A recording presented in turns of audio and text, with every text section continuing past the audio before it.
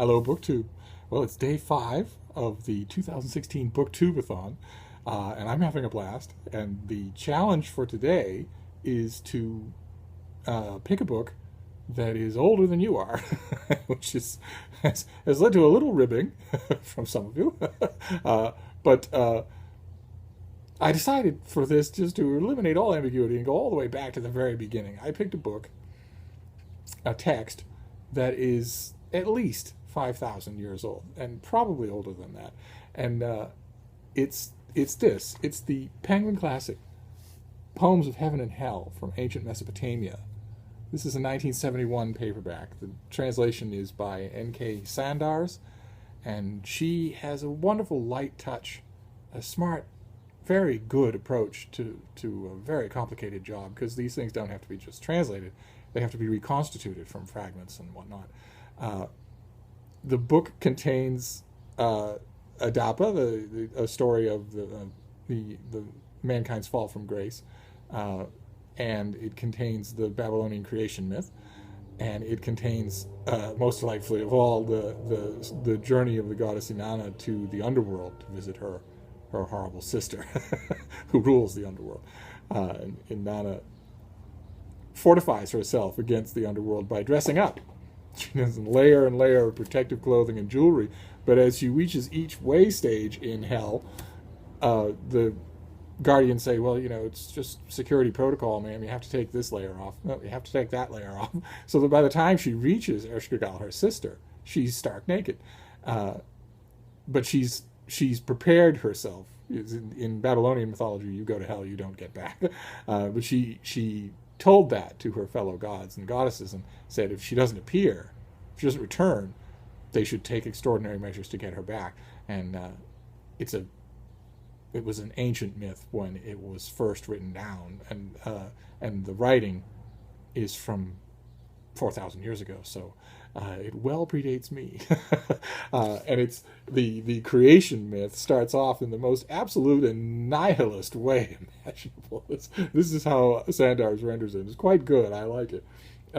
When there was no heaven, no earth, no height, no depth, no name, when Apsu was alone, the sweet water, the first begetter, and Tiamat, the bitter water, and that returned to the womb, her mumu, where there were no gods, when sweet and bitter mingled together, no reed was plaited, no rushes muddied the water.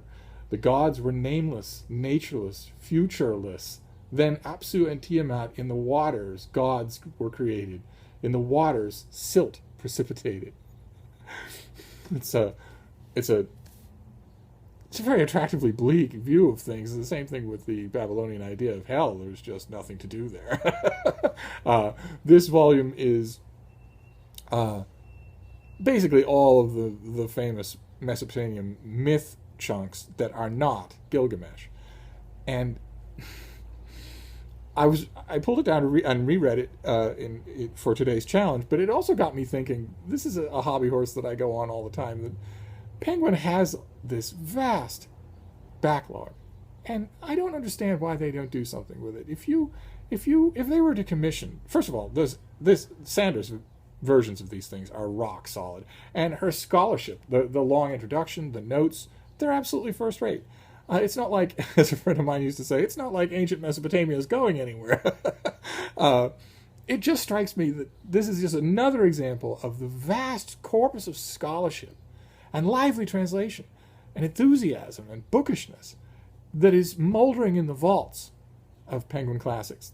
I realize, money doesn't grow on trees, but if they were to pair this with some high-profile new translation of Gilgamesh, put them in one Penguin Classic volume, or even a Penguin Classic Deluxe volume, is the very oldest book in the world, and market it that way, it would sell in schools, it would work in universities, and it would be of inherent interest to people. And there's so many books like that in the Penguin catalog. It just frustrates me a little that you are most likely to find this wonderful, charming old book as a moldering paperback, $5 for $1 at some yard sale or buried in some church basement. It ought not to be that way. Of course, in my fantasy world, it would only be the bad or boring books that face that fate, not the good ones. But anyway, whether you see it in this version or whether you, for instance, go to Project Gutenberg has 2 or 3 free different texts of Mesopotamian mythology.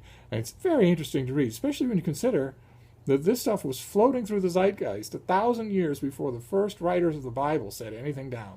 So when you see that Inanna was, in hell for 3 days and then rose again on the 3rd day, when you see that the Babylonian creation cycle has a story about a man who builds an ark, loads it with animals, and is on the water for 40 days and 40 nights, you start to see that sort of stuff and realize that it was the mythology that the people who wrote the Old Testament were learning as children. It broadens your perspective. Let's put it that way. So read it, by all means. I don't know that you'll ever find this volume, but I wanted to use this as my example of today's challenge of a book that's older than you are. And I'll be back tomorrow with tomorrow's challenge. Thank you, Booktube.